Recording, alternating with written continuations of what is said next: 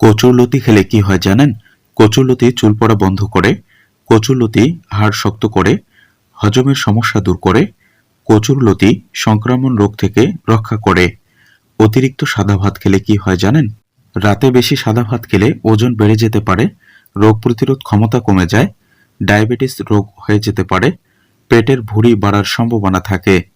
Thyroid রোগের লক্ষণসমূহ: শরীরে অত্যাধিক ক্লান্তি, অতিরিক্ত ওজন বৃদ্ধি পাওয়া, ঠান্ডা সহ্য না হওয়া, ত্বক শুষ্ক হওয়া, হার্টবিট কমে যাওয়া, কোষ্ঠকাঠিন্য দেখা দেওয়া।